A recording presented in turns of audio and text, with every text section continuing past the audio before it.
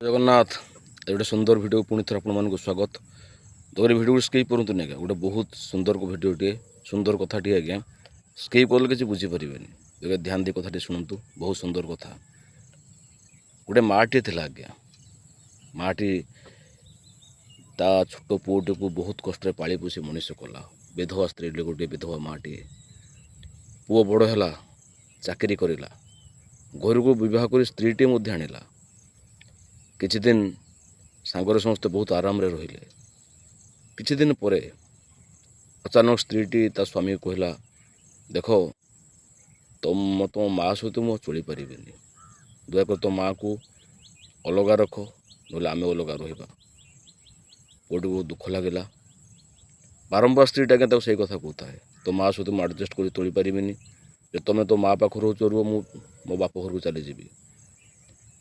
पुओटी अतिष्ठ ही मुझे ता माँ को कहला, देख माँ मो स्त्री तो सहित आडजस्ट कर चली पारुनी, तो तुम अब वृद्धाश्रम को पठे पारि। गोटे कम करवा,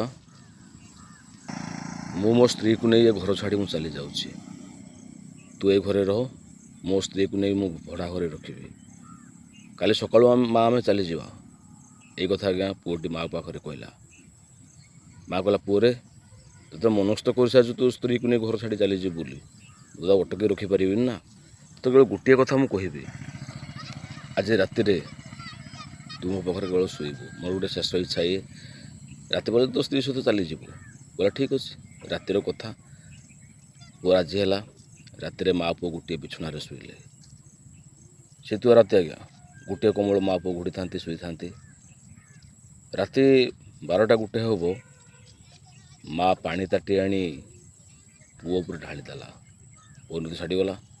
उठे माँ को पचारा, माँ कौन पे सब करुचु, तो मत बाध्य कलु गोटे रात तो शोवाई मुझे शोली।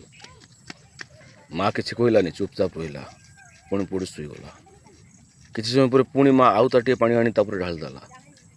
पुओ विरक्त है, कौन कर माँ, तू बाध्य कलु तो पाखे मुझे शोली। देख माँ जदि तू न चाहूँ ताले मु तो घर शोबी, मुझे चली जाऊँगी।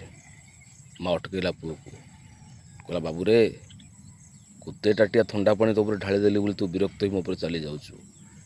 मन पकईलु तो पिला बेल कथा, तो छोटे होइथिलु ताटिया ताटिया कर केते ताटिया तू मो मुतीचु, केते ताटिया तू मो बांती करिचु।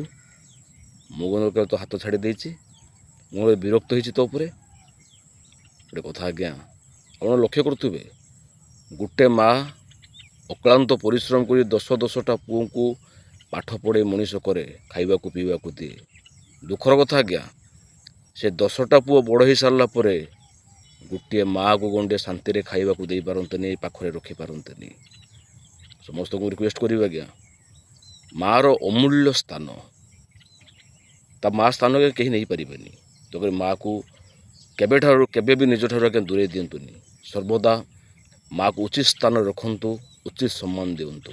जदि मो कथा आपको ठीक लगे थाए तो आपंकर सुचिंतित मतामत निश्चित मत कमेंट जनइबे।